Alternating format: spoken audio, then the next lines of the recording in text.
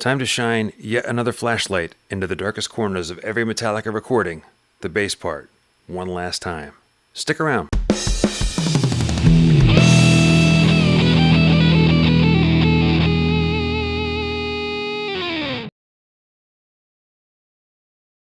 Welcome back.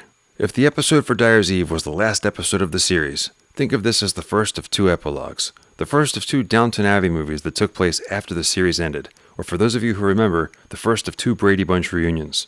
This is the tying up of loose ends. This is me thanking you again for staying with me after all this time, and this will be the setup for the final audio drop that I give you before I retire from YouTube. Let's get started. So today, I'm going to tell you how I did everything and how you can do it yourself. When I first started this channel, I didn't have track separation software. I had the handful of stems that everyone has from the Guitar Hero leaked games, and that was it. I used equalizers to enhance the bass with all the songs, and then used the bass tracks for the songs that did have them to slightly enhance those songs a little bit more. The first software I used was called Moises. It was on my cell phone, and it was groundbreaking. At least it was for me anyway. But then I discovered MVSEP, and that is where all the stems that you hear on this channel come from. If you're going to use MVSEP, I recommend you use Demux 4 HT or its predecessor Demux 3 Model B. So obviously, the work that Ian and I have done only appeals to a very niche audience. There are very few Metallica fans who give a flying focaccia bread about how loud the bass is from album to album, but there are a few of us. There are two channels I want to talk about that caught our attention. The first is Chino Bino, who remixed Injustice for All using the 5 Guitar Hero stems and his own 4 bass stems, and it came out awesome. He also released those 4 stems, as well as DVD-A rips of the bass and drums from the Black Album for all 12 songs. Definitely worth checking him out. The second is a channel called Big Show, who's been releasing really great isolated bass stems. Both of these guys made me realize I need to upgrade my track separation software. They're both using, wait for it, Moises, but a paid version called Moises Hi-Fi.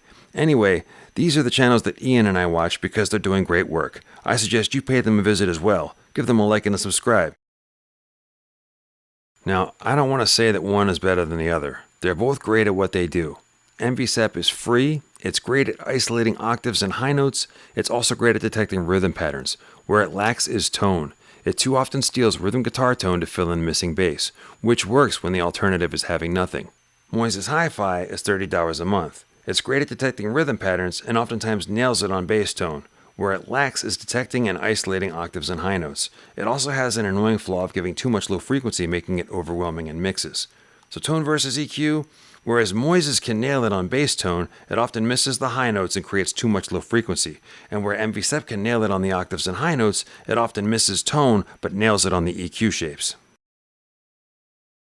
So where am I going with all of this? Why am I telling you this? Well, my friends, the Reglaze is upon us. I redid the 6 Kill 'Em All stems and the 5 Garage Days stems with Moises Hi-Fi and mixed MVSEP into those stems where I needed to. Ian is doing the same thing with his 8 songs. We took everything he and I learned from Injustice for All and applied it to Kill 'Em All, Ride the Lightning, Master of Puppets, and all the B-sides. So when Ian is finished with his songs, I'm going to give you guys finalized versions of the first 4 albums and 5 EPs. Rather than just give you 2 versions of Injustice for All and the isolated bass stems that go with it, I'll be giving you all of it all over again, only even better than what you already have. Also, something that I meant to mention on the episode for To Live Is To Die, but forgot. Something that has always bugged me about Injustice for All. It's the kick drum on that album. It's out of control. He's got the hard plastic mallets on his double bass kickers.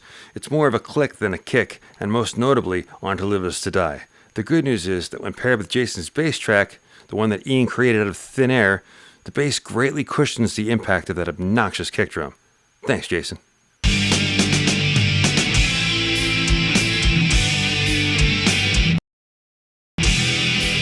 You hear it? It's awful.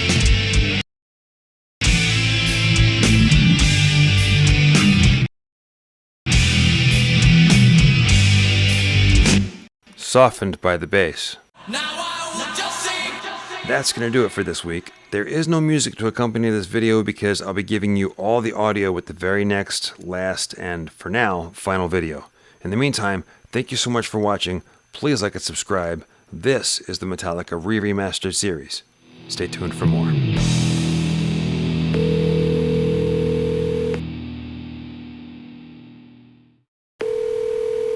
Yo, Ian, I got you on speaker. Tell him what you were telling me.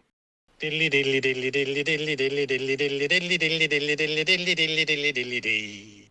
Stay tuned for more.